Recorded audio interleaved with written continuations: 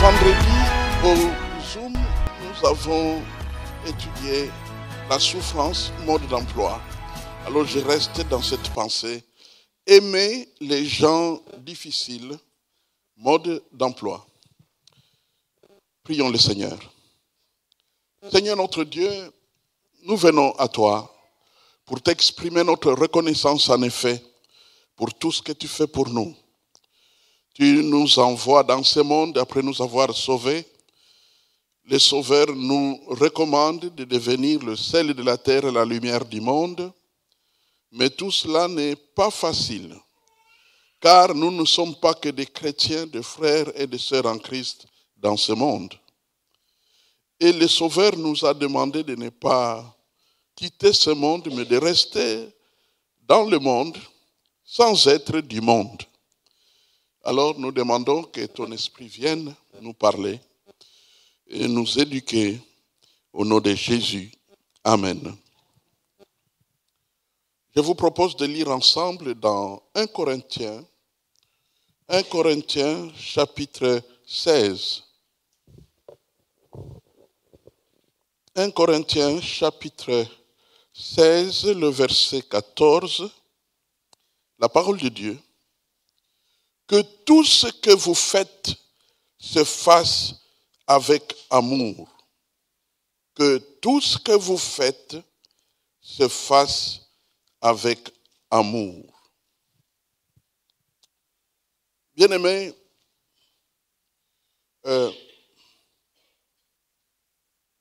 la gestion de notre conversion, la gestion de notre position d'enfant de Dieu, c'est une responsabilité très lourde. Pourquoi? Parce que la vie, nous l'avons depuis longtemps, depuis des années. Le plus souvent, quand on vient au Sauveur, on est déjà vivant depuis plusieurs années. Et on a acquis ce qu'on appelle des automatismes de la vie, des habitudes, des manières de faire, un caractère. On a puisé toutes sortes d'exemples, bons comme mauvais. On a vu des stars agir, les parents agir, des frères agir, des amis agir, des experts agir. On a lu, on a cultivé. Tout ça apporte comme une sorte de bagage qui nous permet de vivre. Et puis maintenant, les sauveurs entrent. Jésus entre dans nos vies et ça change tout, mais nous ne le savons pas. La Bible dit, si quelqu'un est en Christ, il est une nouvelle créature. Mais nous ne nous en rendons pas compte. Nous ne réalisons pas jusqu'à quel point, au fait, tout change. C'est un peu comme lorsqu'on se marie. Quand on était célibataire, on faisait ce qu'on voulait, le temps qu'on voulait, on pouvait préparer ou ne pas préparer, faire ce qu'on... Au fait, on pouvait être vraiment totalement libre.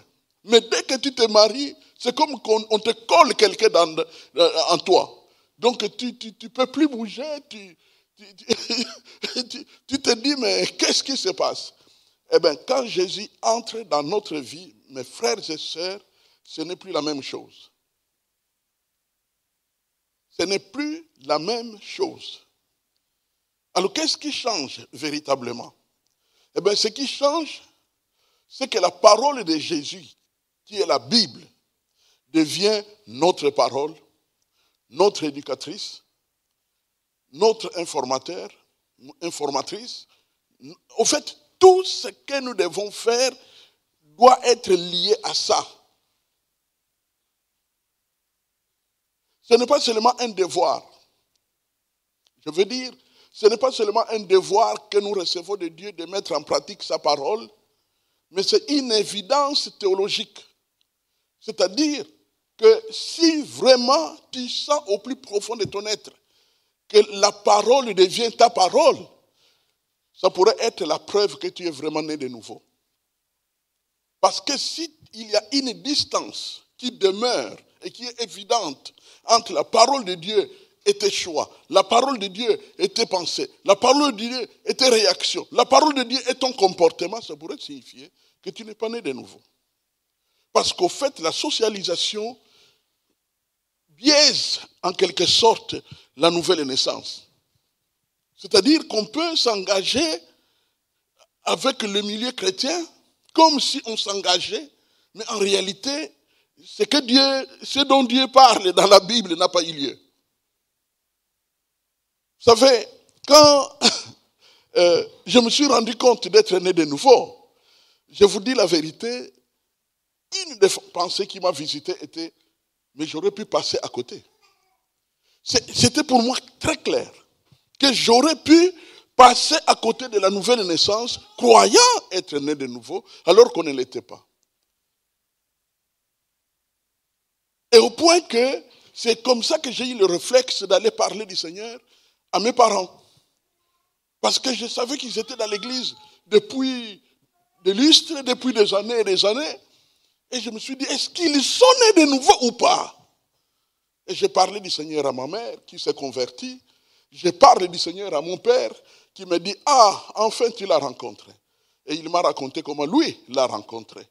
Et il m'a dit, c'est ce qui m'a poussé à quitter Matadi pour revenir à Kinkonzi à la formation.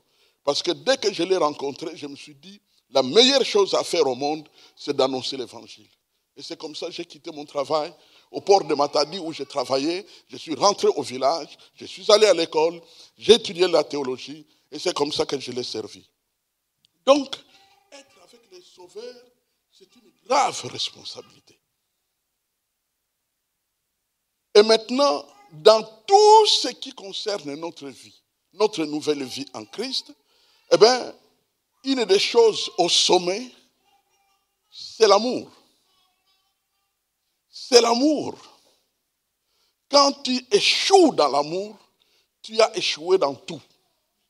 Parce que non seulement c'est la plus grande de ces choses, c'est l'amour, mais c'est parce que si Dieu te laisse sur la terre comme homme de Dieu, femme de Dieu, chrétien, chrétienne, c'est parce que maintenant tu vas véhiculer son amour autour de toi, comme un parfum partout. Nous l'avons chanté au début du réveil. Porte cet amour au monde qui est déchiré sans amour. Il y a des gens qui souffrent. Il y a des gens qui se réveillent malheureux. Il y a des gens qui passent par des temps terribles. Et Dieu a organisé les choses de telle manière que ces enfants les croisent pour faire arriver l'amour dans leur cœur. Qu'ils sentent qu'il y a l'amour qui existe, qui circule et qui peut le toucher dans leur situation. Aimer les gens difficiles, ceci pourrait aller du mauvais voisin dans les bus, dans les trams, dans le métro, jusqu'aux mauvais collègues avec qui on va passer des années et des années au travail. Il y a des gens difficiles, il se passe des choses. Et je vous dis que si on n'est pas équipé, très facilement, on peut abandonner des endroits où on ne devait pas abandonner. Parce que tu te dis, mais si je reste ici, je risque de mourir. C'est dangereux. Et ainsi de suite, tu te poses des questions, qu'est-ce que je dois faire parce que je suis dans une situation où je ne peux pas changer les choses comme je veux. Tu peux te retrouver avec un conjoint avec qui tu te poses des questions. Tu peux te retrouver avec des membres de famille que tu n'as pas choisis en instant, mais qui sont collés à toi à vie, et ainsi de suite. Qu'est-ce que tu dois faire? Comment aimer les gens difficiles?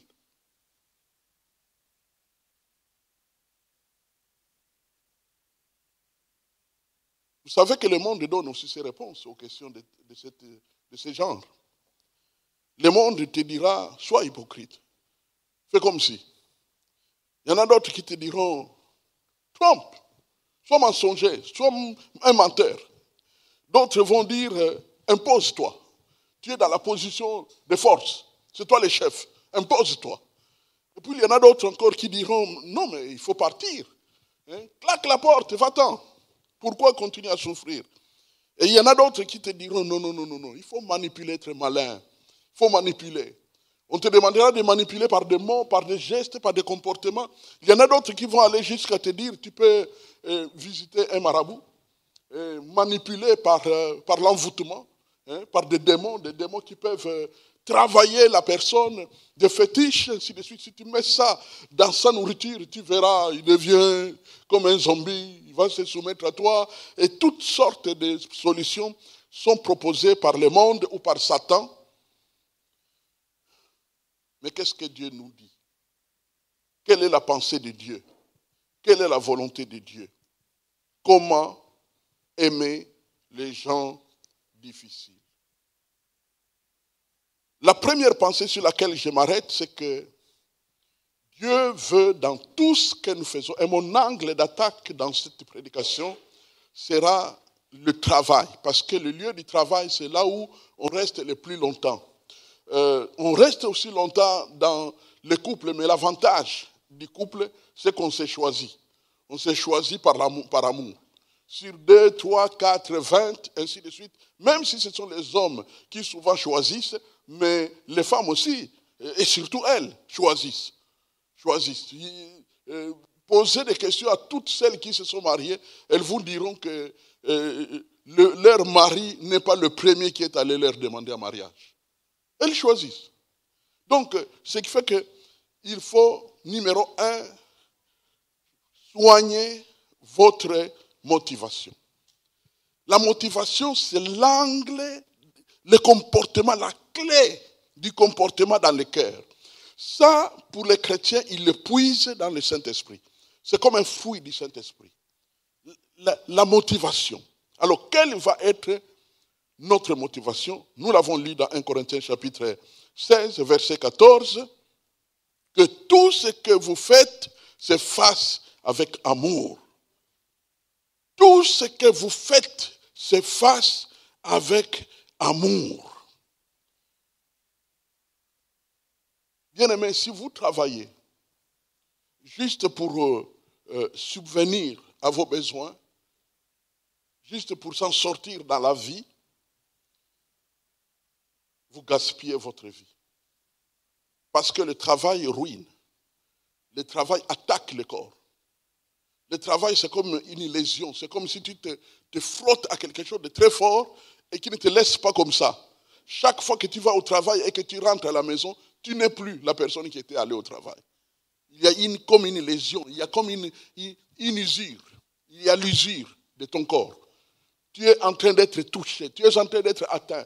C'est la raison pour laquelle, au bout de quelques années seulement, les cheveux blanchissent. Parce que, justement, tu dois faire travailler le mental, tu dois faire face à des réprimandes, tu dois faire face à des ratés, tu dois faire face à des méchants collaborateurs, des coups bas. Dans ce monde, mes frères et sœurs, il n'y a pas de cadeaux. Il y a même des gens, pendant que toi tu travailles, lui a déjà son cousin dans la tête pour te remplacer. Alors quand tu as affaire à des gens comme ça, comme collègues du travail, donc tu vois qu'il te montre, au fait il te tend des pièges en permanence pour que tu tombes dans les pièges. Et dans l'entretien, quand il a tendu les pièges, il avertit déjà les patrons. Pour dire que bientôt cet homme va faire ceci, cette femme-là va faire cela, et ainsi de suite. Donc tu es dans une situation terrible. Au point que tu te poses la question, dois-je quitter le monde? Jésus a dit non. Je vous ai envoyé parmi le loup. Donc nous avons une mission de la part de Dieu, mais en même temps, nous nous retrouvons dans des situations très difficiles. Donc si nous travaillons uniquement pour pourvoir à nos besoins, pour survivre, eh bien nous sommes en train de gaspiller non pas notre temps, mais notre vie carrément. C'est pire. Alors quelle est la meilleure motivation? L'amour. Tout ce qui se fait avec amour plaît avant tout à Dieu lui-même. Dieu est content quand il fait par amour. Au fait, faire par amour, laissez-moi être plus concret, parce que vous savez, la langue française n'est pas notre langue de naissance. Et le pire pour nous, principalement nous qui sommes de la diaspora, c'est que nous avons tout perdu. Nous avons perdu la langue de départ et nous n'avons pas maîtrisé la langue d'arrivée. Donc, ce qui fait que nous sommes un peu comme des oiseaux sans nid. Nous sommes en plein océan en train de divaguer, ce qui fait que nous n'avons pas la profondeur d'une langue véritable.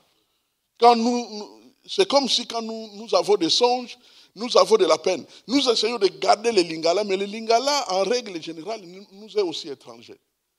Donc, ce qui fait que nous sommes sans langue, tout en ayant beaucoup de langues, qui embrassent beaucoup mal étreint, dit-on. Donc, quand il y a beaucoup de langues, il y en a très peu que tu maîtrises véritablement. Alors, quand on veut dire qu'il est question de tout faire avec amour, au fait, tu dois avoir un esprit tel que il y a comme une créativité intérieure qui te pousse à te dire, mais si je suis en train de nettoyer cet hôpital, si je peux détruire quelques microbes pour que ces malades qui sont déjà souffrants ne continuent pas à souffrir d'autres souffrances qu'ils trouvent ici à l'intérieur de l'hôpital. Vous savez qu'il y a certains virus qu'on contracte en étant interné à l'hôpital. Donc ta maladie là-bas s'aggrave. Ta maladie devient même pire là-bas où tu es allé. Et toi, tu es équipé des armes pour combattre cette possibilité de contagion. Et donc tu le fais en pensant que, Seigneur, je veux faire en sorte qu'il n'y ait plus aucun malade, moins encore un visiteur qui puisse contracter un virus ici, parce que j'ai le moyen de tuer tous ces virus.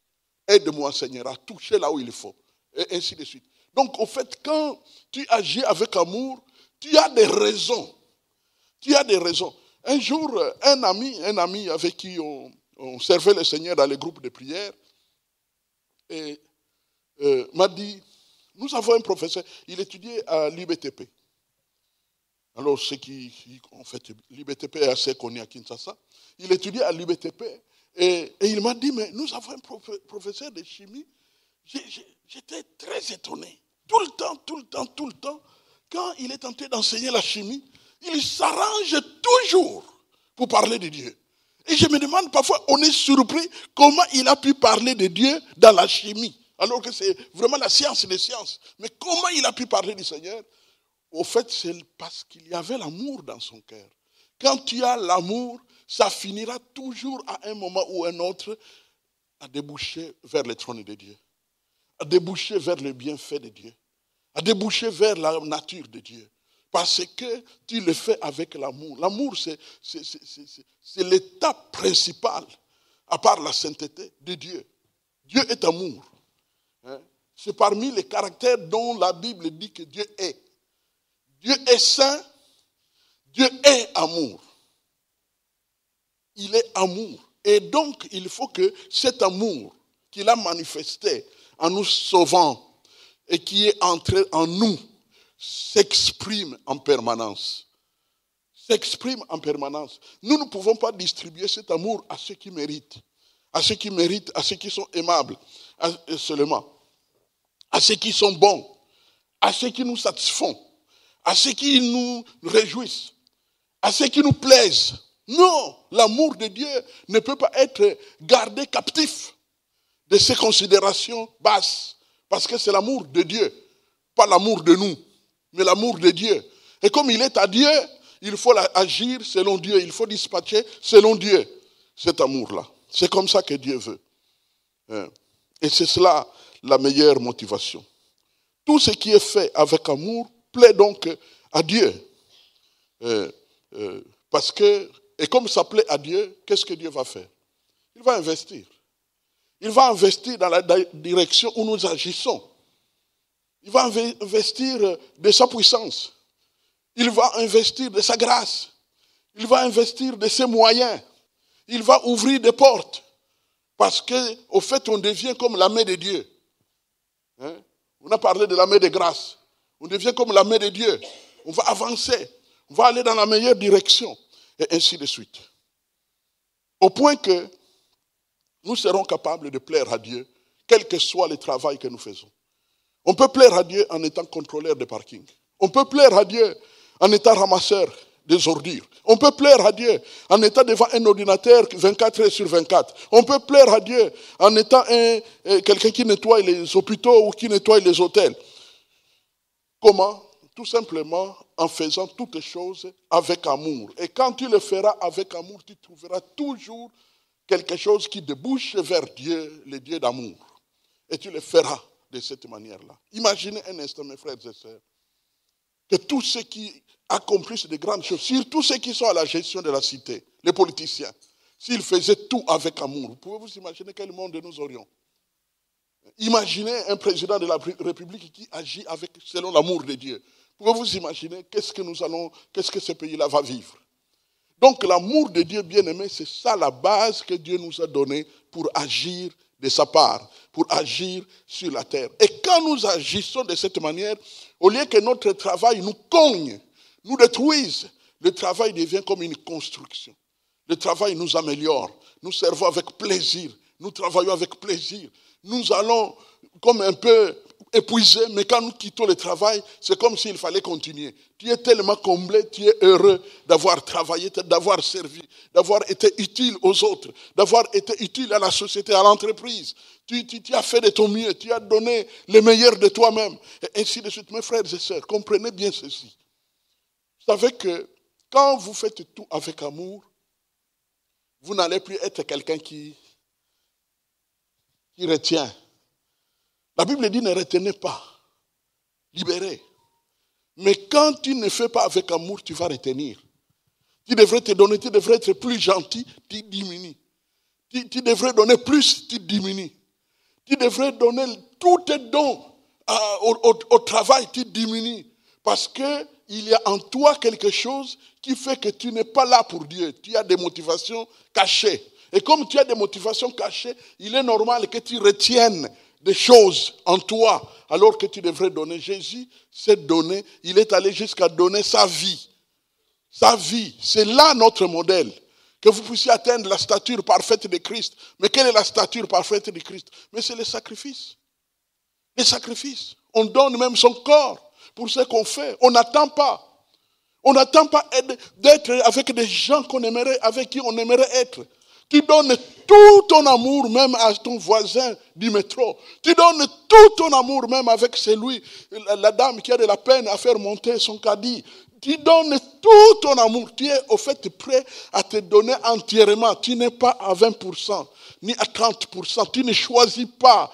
Tu sais que ce que tu portes est de Dieu. Et ça doit maximiser les résultats chaque jour, chaque heure. C'est de cette manière-là que Dieu veut que nous puissions agir dans ce monde. Donner, donner et donner tout ce que Dieu nous donne. On peut faire un bon travail, mais avec une mauvaise motivation. Comme par exemple, se venger. Hein? On est policier. Alors, un jour, un de mes fils m'a dit que quand nous étions à l'école secondaire, il y avait un garçon qui avait de la peine vraiment à étudier. Et chaque fois, on l'entendait dire, vous verrez, vous vantez, hein, vous vantez, vous verrez, vous allez me croiser. Un jour, vous allez me croiser. Alors, il ne comprenait pas quand il disait, un jour, vous allez me croiser. Et puis un jour, mon fils était sur l'escalator de la gare du Nord. Il montait pour aller prendre son train. Et qui il voit, un policier qui descend, c'était son collègue de service. Et son collègue de classe. Il est devenu policier. C'est lui qui disait, vous allez me croiser un jour. Vous allez me croiser un jour. Et effectivement, il lui a lancé un regard. Pas un regard pour dire, oh mon collègue, comment ça va, qu'est-ce que tu es devenu? Non, pour lui dire, vous vous souvenez ce que je vous racontais. Non, on ne peut pas mener cette vie-là, mes frères et sœurs. Quand on est en Christ, on est une nouvelle créature. Ta manière d'agir change. Tu es porteur d'amour. Pas ton amour, mais l'amour de Dieu. Hein? L'amour de Dieu est comme le soleil qui rayonne toujours et partout. Mais comment il va rayonner? Ce n'est pas le soleil qui envoie, le soleil là, l'astre, qui envoie l'amour de Dieu. Ce sont les êtres humains sauvés par Dieu, lavés de leurs péchés, remplis du Saint-Esprit. Et c'est eux les porteurs de cet amour qui rayonne toujours et partout. Et gratuitement. Voilà ce que Dieu veut pour ses enfants. Vous savez, lorsque je suis devenu pasteur, il y a des moments où Dieu a de l'humour. Il y avait un besoin d'avoir des pasteurs dans l'église. Je suis allé à la réunion du conseil comme diacre. Et je suis revenu de là comme pasteur. Parce que quand nous sommes arrivés, on a mis des points à l'ordre du jour. Alors on a dit, mais qu'est-ce que nous allons faire pour tout ce qui touche les pastorats? Parce que, comme nous l'avons dit, notre frère qui est pasteur actuellement, il est célibataire et c'est bon d'ajouter un marié. Nous n'allons pas le faire courir à se marier coûte que coûte, mais on peut ajouter qu'il soit deux. Qu'est-ce qu'on va faire? Et puis il y en a un qui a dit, mais votons. Et à ma surprise, tout le monde a dit, oui, votons. Oh, bon, on vote. Donc on a fait le vote et le vote est tombé sur moi. Donc tous ces gens-là que vous connaissez qui étaient à cette époque-là à l'église, ils ont voté que je devienne pasteur. Donc je suis rentré à la maison et puis j'ai dit à ma femme, je suis devenu pasteur. Mais qu'est-ce qui s'est passé? Je lui explique tout ce qui s'est passé. Bon, finalement, il fallait être installé. Dieu a organisé les choses. Le pasteur Kabouya, le révérend Kabouya était là et tous les autres pour nous entourer afin que nous puissions servir le Seigneur. Depuis, c'est 37 ans. 37 ans, et tu te dis, c'est quand même un bon morceau de vie, n'est-ce pas? 37 ans comme pasteur. Quel a été le secret? J'ai retenu une chose, vraiment sincèrement, dans ma vie, c'est que je me force à faire des choses avec amour et à aimer les gens. Il m'est arrivé de prier pour une personne, pas toujours seul, parfois le plus souvent en équipe, de prier pour une personne pendant 3 jours d'affilée. Parce que les démons se sont manifestés, on ne peut pas laisser la personne sous ces démons. Donc, on était obligé de travailler. À un moment donné, on chassait les démons, On s'est rendu compte qu'on commençait à s'épuiser. Et on s'est entendu avec le frère. Je lui ai dit, bon, écoute, toi, tu prends 2 heures. Tu pries. Dès que tu auras atteint 2 heures, réveille-moi. Et moi, je vais prendre la relève. Et puis toi, tu pourras dormir un peu. Et c'est ainsi qu'on travaillait. Et on n'était pas payé pour ça. On pouvait s'asseoir à la maison, juste donner sa prédication le dimanche et avoir de quoi être payé. S'il fallait être payé, je vous rappelle, pour ceux qui ne le savent pas, que pendant les 3 premières années pendant lesquelles j'ai été pasteur de cette église, je n'ai pas reçu un rond. C'était gratuit. C'était mon choix, mais c'était le choix qui s'était imposé. Parce qu'il n'y avait rien. Il n'y avait rien à payer un pasteur. Il n'y avait rien. Donc, puisqu'il n'y avait rien, alors il fallait travailler. Simplement travailler, servir, avec amour, servir avec joie. Ce qui fait que ces 3 ans-là, chaque fois quand je regarde de 1985 à 1989, où je n'ai pas reçu quelque chose, je considère ça comme un monument, comme une grâce, comme quelque chose que j'ai donné à Dieu, pour la gloire de Dieu. Vous savez, il y a des moments où tu décides vraiment de donner à Dieu. Tu dis, voilà, je donne ça à Dieu, de façon sacrificielle. Et je peux vous exhorter. Vous savez, il n'y a que Dieu qui sait de quoi vous pouvez être équipé là où vous êtes. Eh bien, n'attendez pas une autre époque pour tout donner. C'est à chaque instant. Quand c'est porté par l'amour de Dieu, c'est maintenant, ici et maintenant, qu'il faut vraiment servir totalement. N'attends pas un cousin ou un oncle ou je ne sais pas, quelqu'un qui descendra, je ne sais pas d'où, qui deviendra pasteur. Alors là, comme c'est porte na yomoko, alors là, tu vas te donner totalement. N'attends pas ça, mon frère, ma soeur. On ne sert pas Dieu avec amour de cette manière-là. Il faut te donner totalement en tout temps et avec n'importe qui d'autre. C'est de cette manière que ça marche pour la gloire de Dieu. Pourquoi je vous parle comme ça? C'est parce que je suis pasteur. Un pasteur a des yeux comme tous les humains. Et j'ai regardé dans le temps. Je viens de vous dire, c'est depuis 37 ans que je sers le Seigneur. J'ai vu des frères et des sœurs étouffer volontairement leurs dons. Donc, au fait, ils ont lié les dons qu'ils ont reçus de Dieu à leur volonté égoïste pour que l'Église n'en bénéficie pas. Il chante bien. Il y a même ceux pour qui j'ai pris le courage. J'ai dit, mais mon frère, toi tu es un grand chanteur. Mais qu'est-ce qui fait que tu t'assois comme ça?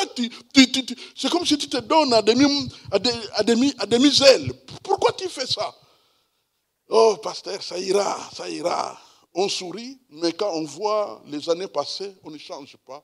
Pourquoi? Parce qu'on a des motivations cachées. Les hommes ont des motivations cachées. Et Dieu n'est pas content. Parce que Dieu veut que son amour circule. Il veut que son amour travaille. Bien aimé, il y a certains problèmes qui arrivent dans les églises. Ce n'est pas tant que c'est mal dirigé. C'est parce que l'amour ne fonctionne pas dans beaucoup de cœurs. C'est comme si, quelle est ma part là-dedans? Mais c'est la part de Dieu, mes frères et sœurs. Que disait Jésus? Je dois être aux affaires de qui? Pas à tes affaires, ni aux miens. Aux affaires de mon Père. Donc il faut que l'amour de Dieu fonctionne et fonctionne encore. C'est comme ça. L'amour vous donnera l'énergie positive, le plaisir de contribuer, de continuer. Car, malheureusement, on peut taper faux. On peut taper faux. Mais quand tu agis avec amour, eh bien ça marche vraiment. Donc, purifier les motivations. Pour moi, j'aurais même pu m'arrêter là. Il faut purifier nos motivations et régler les affaires dans la tête et se dire que je suis porteur de l'amour de Dieu. En tout cas, si tu es sauvé, tu es porteur de l'amour de Dieu. Et parce que tu es porteur de l'amour de Dieu, eh bien, libère l'amour de Dieu. Ne bloque pas, ne freine pas. Tu es un homme habitué à faire des sacrifices. Eh bien, fais-les. Parce que c'est ça ce que Dieu veut. Et la deuxième chose, soyez fortifiés par la foi. Soyez fortifiés par la foi. Quand nous lisons dans 1 Thessaloniciens chapitre 1, que dit l'Écriture? 1 Thessaloniciens chapitre 1,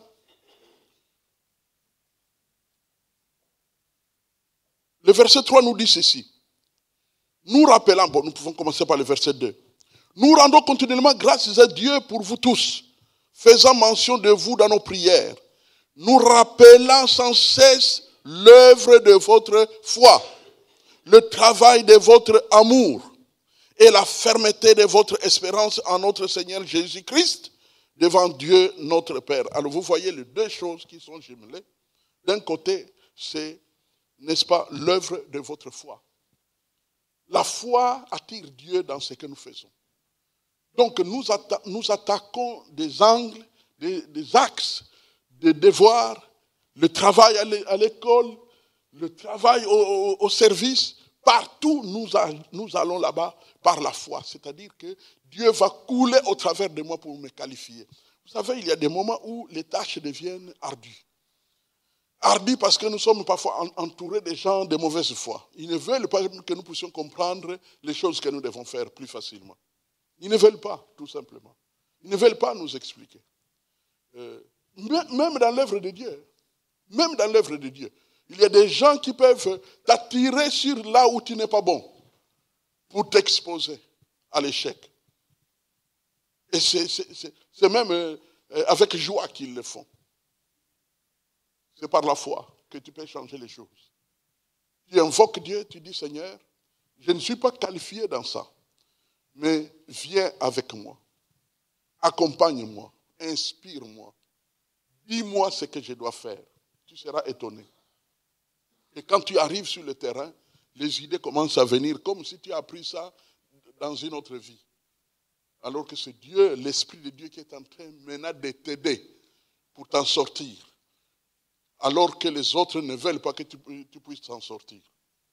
Vous savez, un jour, il y a une recrue d'armée américaine qui ne savait pas conduire.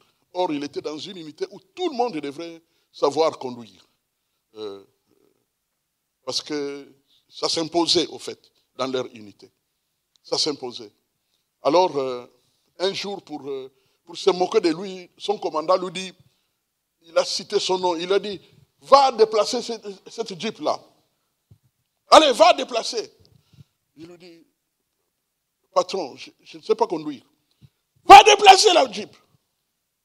Et il est parti. Il lui a donné la clé de contact. Il est entré dans la Jeep. Il a démarré. Et puis, comme il a toujours... Bon, tout le monde a déjà vu un chauffeur. Hein. Donc, il a bougé la Jeep comme il a déjà vu un chauffeur conduire. Et par la grâce de Dieu, c'était un chrétien. Par la grâce de Dieu, il a bougé la Jeep. Et puis, il est arrivé jusqu'à l'endroit où on lui a demandé de la bouger. Et puis, il a freiné et il est sorti.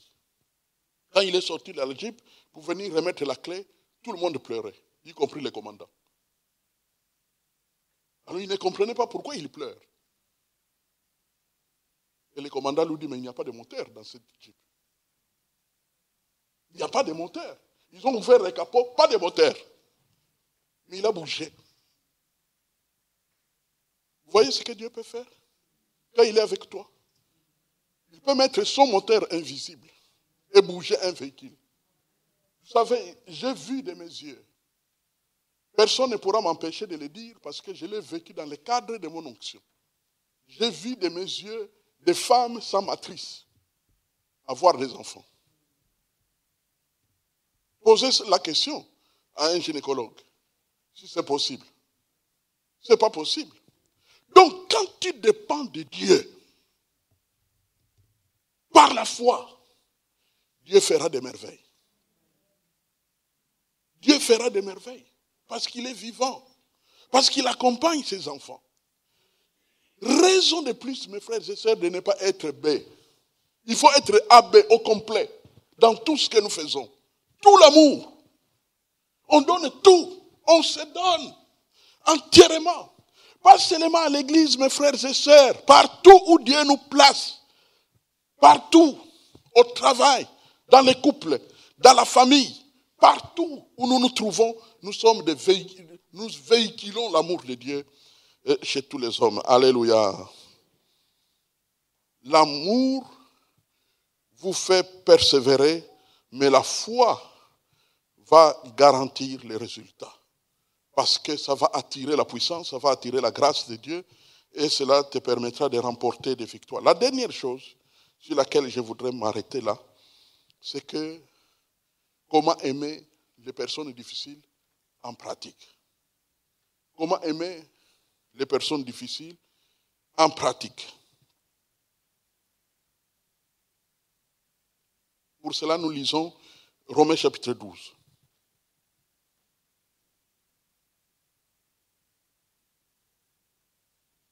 Romains chapitre 12, le verset 16 à 18, l'Écriture nous dit ceci. Ayez les mêmes sentiments les uns envers les autres. N'aspirez pas à ce qui est élevé, mais laissez-vous attirer par ce qui est humble. Ne soyez point sages à vos propres yeux et ne rendez à personne le mal pour le mal. Recherchez ce qui est bien devant tous les hommes. S'il est possible, autant que cela dépend de vous, soyez en paix avec tous les hommes. Ce passage résume en soi comment nous devons nous comporter. Mais on ne va pas revenir sur tout. Vous avez le texte, vous pouvez le méditer, vous trouverez beaucoup d'autres éléments. Mais ici, je note tout simplement, numéro 1, traitez tout le monde avec gentillesse. Traitez tout le monde avec gentillesse. Mes frères et sœurs, il y a une abomination. Quand je vois ça, que ce soit à la télévision, que ce soit dans les couloirs d'une église, que ce soit n'importe où, il y a une abomination que chaque fois quand je vois ça de mes yeux, je tremble de peur en me disant, ce monde, jusqu'où va-t-il servir le diable? Vous savez de quoi je parle? Eh bien, c'est de ceci. J'arrive quelque part où je suis en train de saluer des gens, je salue ma sœur, et puis je salue mon frère, et puis je saute encore celui-là, et puis je salue encore mon frère. Quand je regarde comme ça, j'ai envie de pleurer. Je dis, mais c'est pas possible. Pourquoi le diable a-t-il rempli de cœur? Comment quelqu'un peut-il dire qu'il est enfant de Dieu et faire des distinctions entre frères et sœurs, créés à l'image de Dieu, habités par l'Esprit de Dieu, sous quel prétexte? Au nom de quoi on peut faire une telle chose?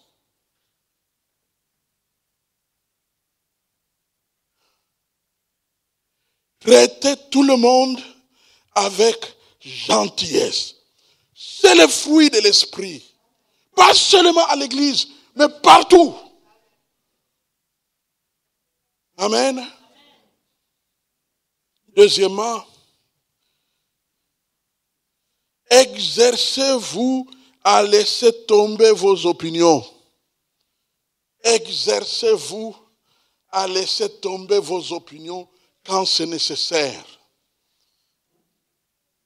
Exercez-vous à laisser tomber vos opinions. Je n'oublierai jamais, nous étions dans une retraite d'une époque vraiment révolue, au début de la vie de l'Église, il y a plus de 30 ans en arrière. Nous étions dans une retraite du conseil, et là nous étions en train de traiter des sujets graves de l'avenir de l'œuvre. Alors, un sujet est tombé sur la table.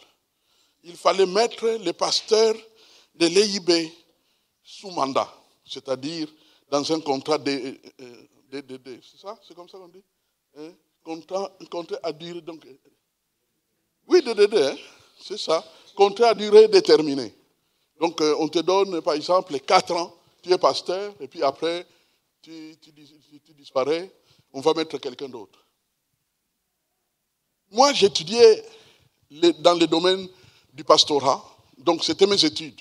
Et je savais ce que j'ai étudié. Alors, j'ai donné une opinion. J'ai dit, cette pratique est vraie pour les communautés d'église. Parce qu'on peut prendre un pasteur à la paroisse B et la mettre à la paroisse G ou Y. Et il continue. Mais maintenant, nous sommes qu'une église. Vous mettez le pasteur sous mandat. Quand il va terminer son mandat, il devient quoi? Alors, bon, j'ai entendu des gens commencer à prendre la chaleur. Il n'a qu'à dépendre de Dieu. Oh. Et devant cette situation, quand nous sommes allés, on a dit, bon, on va prendre la décision demain. Nous sommes allés dormir. J'ai prié Dieu. J'ai dit, Seigneur, que se passe-t-il? Pourquoi de telles pensées? Et puis, j'ai dit, Seigneur, que ta volonté soit faite.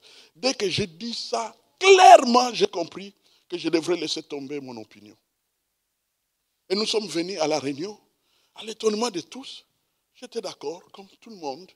J'ai dit, ok, sous mandat, c'est combien d'années? 4 ans, ok. On met, donc jusqu'à telle année, c'est fini. Comme ça, on va avancer. De toutes les façons, l'œuvre peut aussi dépendre des autres personnes. Gloire à Dieu. Et nous avons terminé notre réunion et nous sommes rentrés. Les années sont passées et nous étions à la fin. On était sur le point de quitter la rue du Moniteur. Il fallait qu'on parte de là. Il fallait acheter un temple. J'ai réuni les conseils de l'époque. Certains n'étaient plus là. Alors je leur ai posé la question. Maintenant que nous devons, parce que c'est la 4e année, cette année, qu'est-ce qu'on fait? Je peux peut-être me retirer et puis comme ça, vous prenez la responsabilité de chercher un temple, de chercher tout ce qu'il faut, et puis vous continuez pour la gloire de Dieu. Tous ceux qui étaient là ont ri pendant longtemps. Après avoir ri, il y en a un qui a dit, c'était votre guerre, vous qui étiez au campus pour Christ. Donc, au fait, quand cette histoire-là a eu lieu, c'était un complot. Il y a des choses qui se disaient dans les couloirs que moi je ne connaissais pas. Et on est venu pour me mater. Et ainsi de suite. C'était une affaire de vous qui étiez au campus pour Christ. C'était votre guerre, vous qui étiez au campus pour Christ. J'ai dit, bon, je comprends. Mais maintenant, qu'est-ce qu'on fait? Et c'est comme ça qu'on a dit, non. Le ministère pastoral n'est pas un ministère qu'on arrête quand on veut. Quand ça marche, on avance. Quand ce n'est pas bien, on s'arrête. Non, tu te donnes pour la vie. Maintenant, c'est Dieu qui va développer son œuvre. l'Église est de Jésus. Si Dieu veut te garder, il te garde. S'il veut t'écarter, il a 1001 moyens de t'écarter. Il peut te rendre malade, il peut te retirer de la vie, il peut faire ce qu'il veut.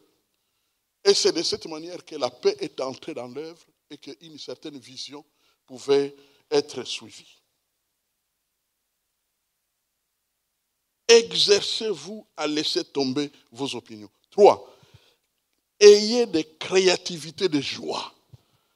Donc, être plein de créativité. Vous savez, je crois que vous l'avez découvert. Quand vous aimez une personne, vous avez même la créativité dans les mots, même dans les phrases, même dans les idées, même dans les choses que tu peux faire pour plaire à l'autre, et ainsi de suite. Parce qu'il y a l'amour. Eh bien, c'est comme ça que nous devons servir le Seigneur partout où nous nous trouvons. Créativité de joie.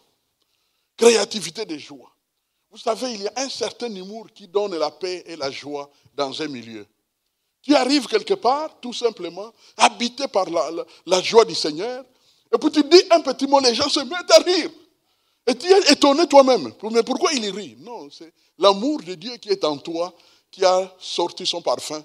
C'est pourquoi la joie est partagée par tout le monde. Et c'est pourquoi on se prépare. Lorsqu'on sort pour aller à la rencontre des hommes, au travail et partout, on sort envoyé par Dieu. Donc, créativité dans la joie, réagir avec grâce et pardon. Réagir avec grâce et pardon. Bien-aimé, réagir avec grâce et pardon, c'est-à-dire que tu réagis avec tendresse, mais en même temps, même si ce qu'on a fait, qu'on a dit, aurait pu te blesser, mais au fait, la grâce qui t'habite est telle que tu pardonnes déjà, en sorte que cela n'affecte pas la parole que tu vas donner en retour. Ça n'affecte pas. Ça n'affecte pas ton attitude.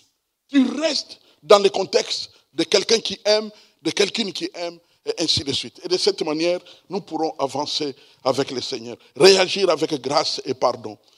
Et enfin, vivez, c'est la dernière phrase que nous avons lue, pour autant que cela dépend de vous, vivez en paix avec tous les hommes, selon que cela dépend de vous. Il est vrai qu'il y a des moments où malheureusement, ton désir d'aimer va être confronté à quelqu'un qui te déteste, qui te rejette, qui ne veut que ton mal, qui milite même pour ton mal. Et tu te poses la question, mais je ne comprends pas. Mais cette personne, qu'est-ce que j'ai avec cette personne?